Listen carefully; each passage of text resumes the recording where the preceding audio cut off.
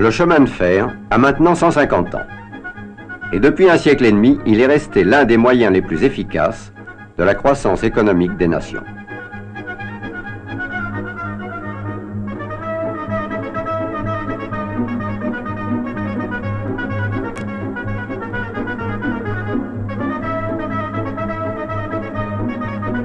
Pour les pays neufs, la création ou la modernisation du chemin de fer est une nécessité vitale. Nombreux sont ceux qui s'équipent en matériel de construction française et font appel pour le développement de leur réseau et la formation de leur personnel aux ingénieurs et aux moyens techniques de la SNCF.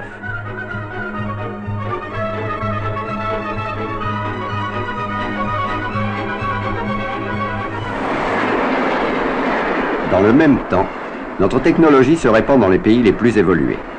Ces mêmes turbotrains qui relient Lyon à Bordeaux, par exemple, circulent aussi entre Chicago et Milwaukee, sous uniforme américain, bien sûr.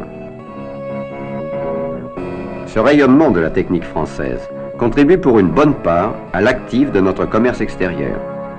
Si la France exporte le tiers de sa production de matériel ferroviaire, ça n'est pas le résultat d'une situation momentanée ou d'une mode.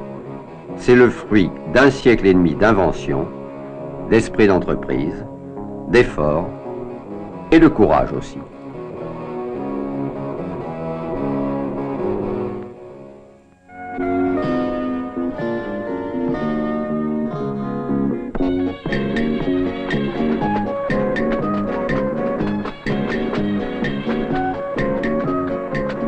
Craignez-vous la fumée? Oh, pas du tout.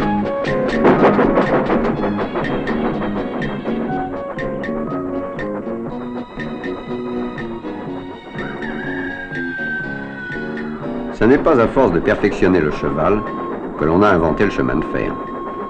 Ce nouveau venu est le résultat de deux découvertes importantes.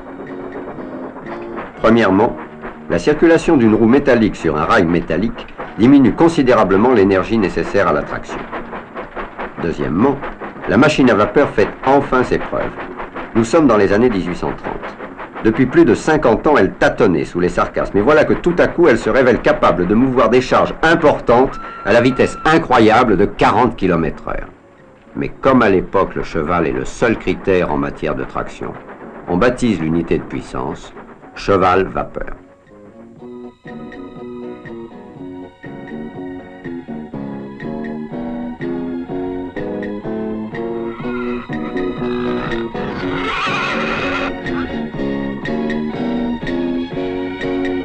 Séduite par la perspective de transporter rapidement de nombreux voyageurs et des milliers de tonnes de marchandises, des compagnies se créent pour implanter sous concession et avec la participation de l'État des réseaux ferrés dans les différentes régions de France.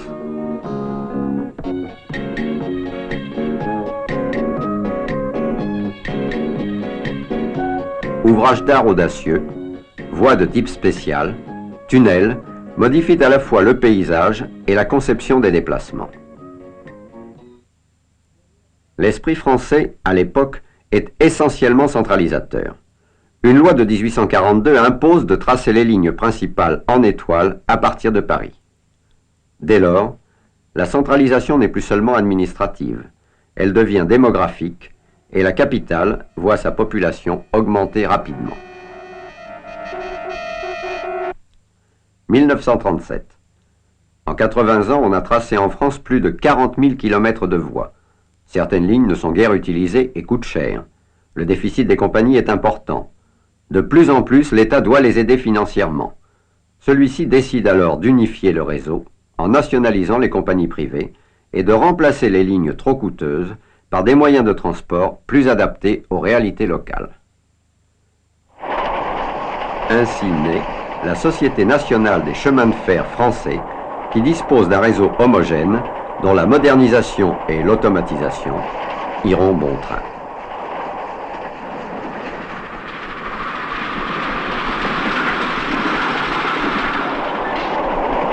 Or, la machine à vapeur qui a permis l'essor du chemin de fer est la première victime de sa modernisation.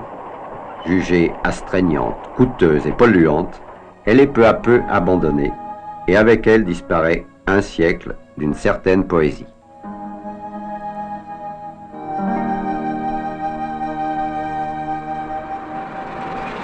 Avec la traction électrique, le diesel, la turbine à gaz, vitesse et confort augmentent, tandis que la sécurité demeure le soin permanent des hommes du rail. Mais perfectionner un instrument ne suffit pas. Il faut savoir l'adapter aux demandes des utilisateurs. Et il y a toujours des besoins nouveaux en matière de transport. Considérons d'abord le fait que 45% des recettes de la SNCF proviennent des mouvements de voyageurs et 55% du transport des marchandises. Considérons également que le rail n'est pas seul à s'être développé. Les transports fluviaux sont mieux équipés. L'automobile est partout. Les camions, de plus en plus volumineux, ont l'avantage du porte-à-porte. L'avion donne aux voyageurs le goût de la vitesse. Aux marchandises aussi, d'ailleurs.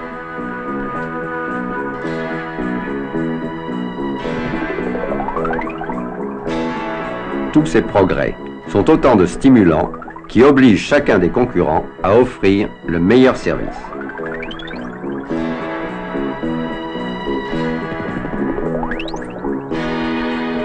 Dans le transport des marchandises, le rail a un rôle prépondérant pour l'acheminement des lourdes charges, des produits industriels volumineux et des matières premières acheminées par grande quantité. Mais la vocation du train est de tout transporter. Et c'est inimaginable ce que tout peut vouloir dire. Tout, ça peut être du bétail vif transhumant vers les alpages.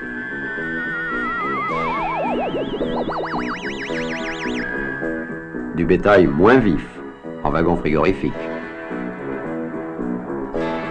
De la fonte liquide, transportée dans des wagons poches à parois isolantes.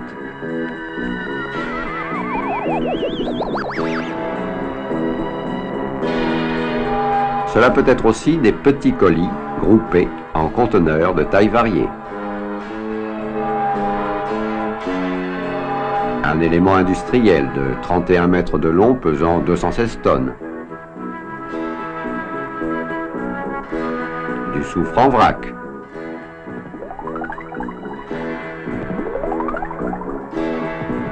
Ou encore des lingots d'acier qui, d'une usine à l'autre, seront livrés tout chauds et prêts à l'usinage.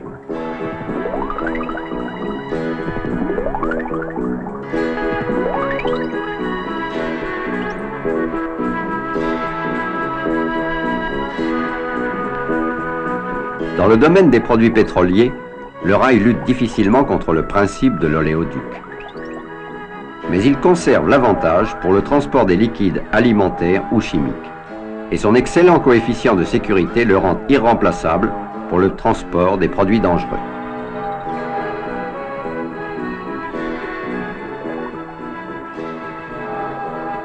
Mais toutes les marchandises ne vont pas par train complet d'un terminus à un autre. Comme les voyageurs, les wagons de marchandises doivent pouvoir changer de train à certains embranchements. C'est ici qu'intervient le travail des gares de triage.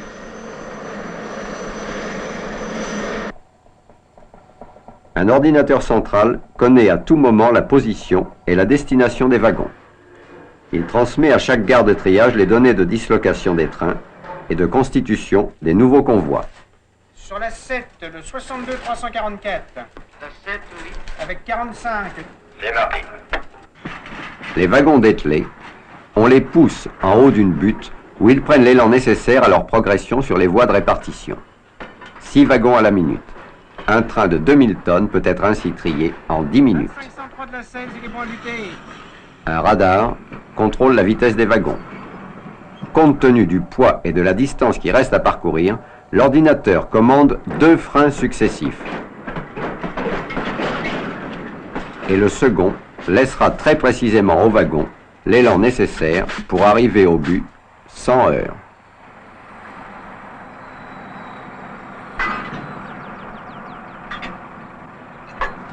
Pour 19 945 tonnes.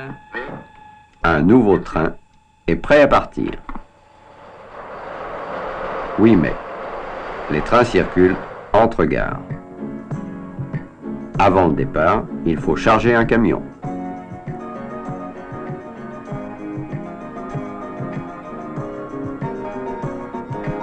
le décharger. Charger le wagon. Même problème inversé à l'arrivée. Ces manipulations diverses constituent la rupture de charge. Pour éviter les manipulations intermédiaires longues, coûteuses et toujours risquées pour le produit transporté, de nombreuses entreprises disposent d'embranchements particuliers qui acheminent les wagons jusqu'au poste même de travail.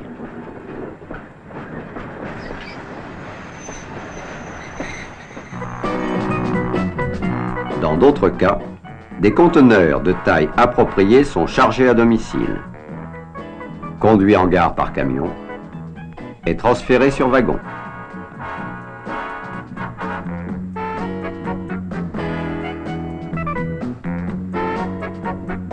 À l'arrivée, ce sera de nouveau le camion ou, s'il s'agit d'expédition outre-mer, le navire transconteneur.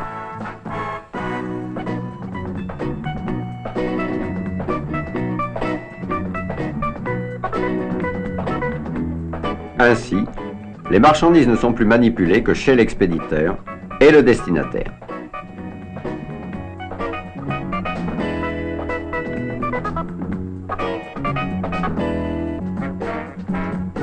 Mais dans son union avec la route, le rail va encore plus loin. Il transporte des semi-remorques dont les roues sont logées sous le plancher du wagon, dans une poche. C'est la technique kangourou.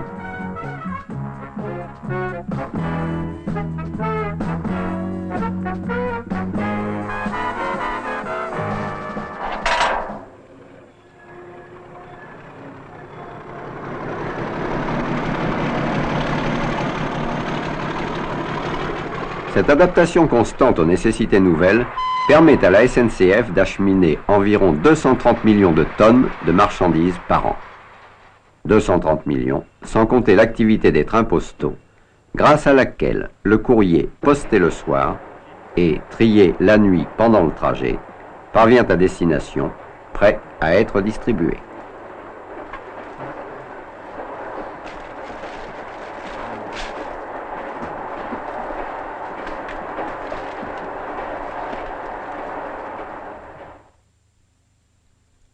« 675 millions de voyageurs par an.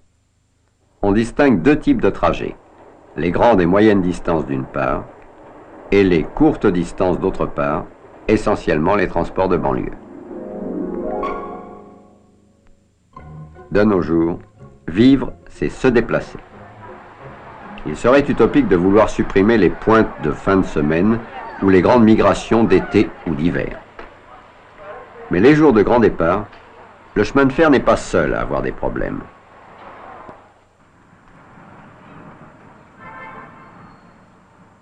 Il est vrai qu'une seule voiture d'un train de voyageurs absorbe les passagers d'une bonne trentaine d'automobiles et occupe 7 fois moins de place. Mais cela ne résout pas tout.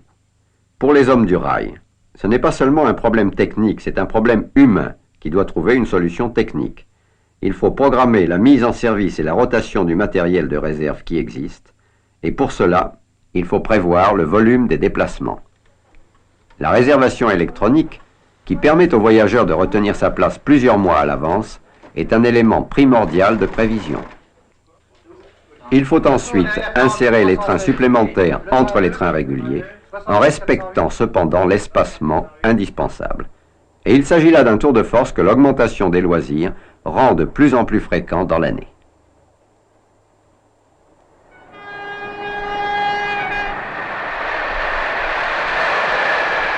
Mais ce n'est pas tout. À l'heure actuelle, on ne se contente pas de se déplacer, on voyage. Et on demande non seulement le confort dans le transport, mais bien d'autres choses.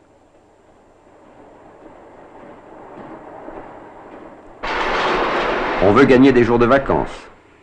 Il faut multiplier les trains de nuit.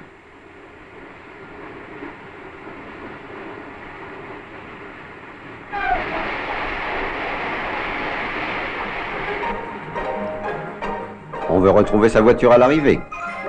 Il faut la transporter. Bien entendu, en dehors des périodes de pointe, le trafic pose moins de problèmes. Mais il comporte les mêmes impératifs. On peut vouloir traiter une affaire à 600 km de chez soi et rentrer le soir. Dicter son courrier. Régler un problème urgent.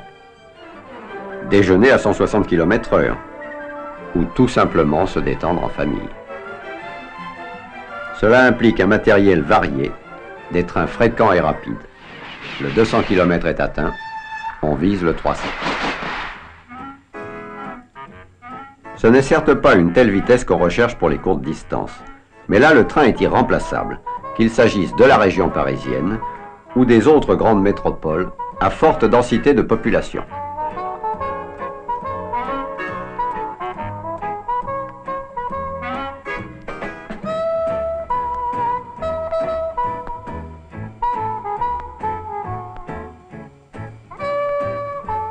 Des centaines de milliers de personnes empruntent quotidiennement le train entre leur domicile et leur lieu de travail. C'est devenu un moment important de la vie de tous les jours. Dans ce domaine, l'automatisation des services, la commodité des accès contribue au mieux-être des usagers.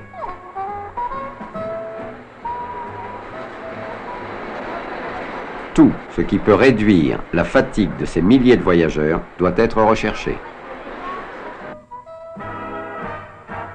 Le retour sous une forme moderne aux anciennes voitures à impériales a permis de majorer de près de 60% le nombre des places assises.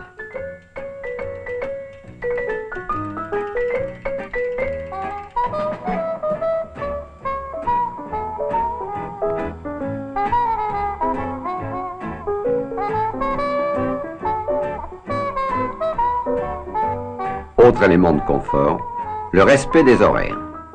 Il rejoint les impératifs de la sécurité quand il s'agit de faire partir jusqu'à un train toutes les 20 secondes sur un réseau qui n'est pas extensible. Ainsi, avec un minimum d'atteinte à l'environnement, le rail assure dans la région parisienne un service qui ne serait concevable qu'avec des autoroutes à 40 voies. Et l'avenir? L'avenir, c'est la transformation. Dans tous les pays du monde, on construit avec une louable originalité. Des villes nouvelles sortent de terre, il faut les desservir. Les aéroports s'éloignent de plus en plus des villes, il faut y aller. Depuis quelques années, on a redécouvert le chemin de fer. Un peu partout dans le monde, on construit des lignes nouvelles. On établit des tracés. On photographie, souvent par infrarouge, les territoires choisis. On calcule par sismographie la résistance des sols. On prélève des échantillons de terrain par sondage. C'est du granit là, oui. C'est des arènes granitiques, certainement. On trace des côtes. On dresse des relevés.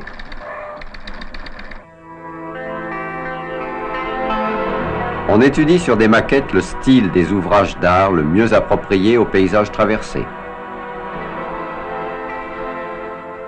Laser.